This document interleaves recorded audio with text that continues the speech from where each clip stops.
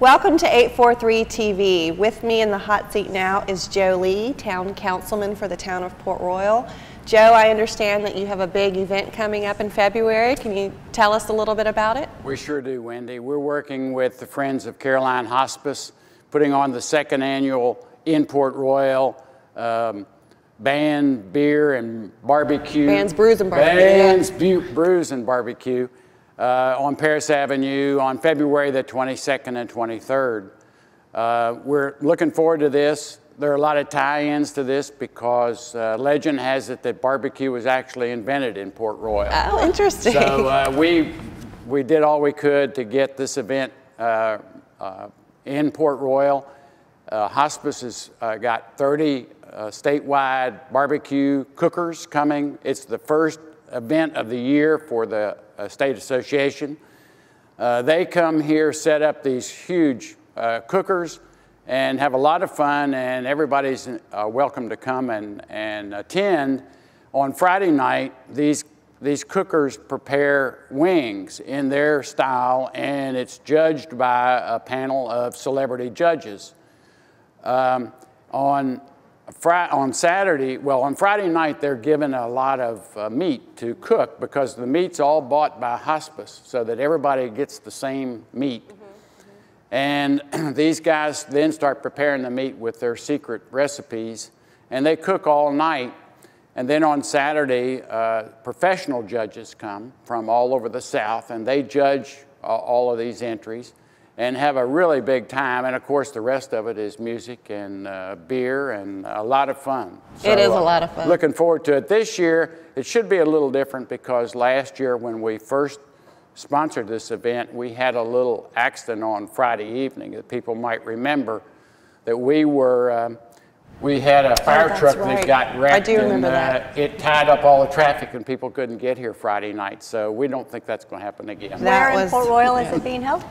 It's on Paris Avenue, and it's the only event that we sponsor where we actually close Paris Avenue at the end, down by the port. We close it off overnight so that these guys can cook overnight, and it's they party a lot and have a good time. Where can folks go to get tickets for Bands, Brews, and Barbecue? They get tickets at Hospice and I know at the Chamber Visitor Center. And I think they can get them on the Hospice website. Oh, probably could. Probably can, yes. It's a lot of fun. You and I judged one year together. Yeah. That was it is a lot super of fun for like everybody. Sign up to be a judge. Yeah. Well, Joe, people want to know how a law is passed in Port Royal. Can you tell us about that process? Yes, I sure can, Doug. We've had an ordinance that's going through the system right now that deals with rental property, long-term rental property, and everybody's gotten kind of interested in how we do this and how we get to a certain stage. And I thought it'd be interesting to just explain to people how we do this. And it originates as just a document that is read in front of council in what we call the first reading. And that document gets on our docket then. And people can comment at that time on the first reading. And then before it can ever become an ordinance, a law, we have a public hearing. And the public is invited to come and speak. They're limited, I think, to 3 minutes, but we're pretty flexible on that. They can speak for or against the proposal. And then after a public hearing, we have a second reading, and after the second reading, it becomes an ordinance on our books. Now, people can go to our website at portroyal.org and look at these ordinances and read them ahead of time and see what's going on. So this has been quite controversial, and I'm sure on the 6th of February is our public hearing on this ordinance. And then later on the 14th of February, we'll have the second reading. So it's created a lot of interest, and I just want people to understand how the system works. Joe, we are sitting here in beautiful Union Church today. It's such a special place. Can you tell us a little bit more about this?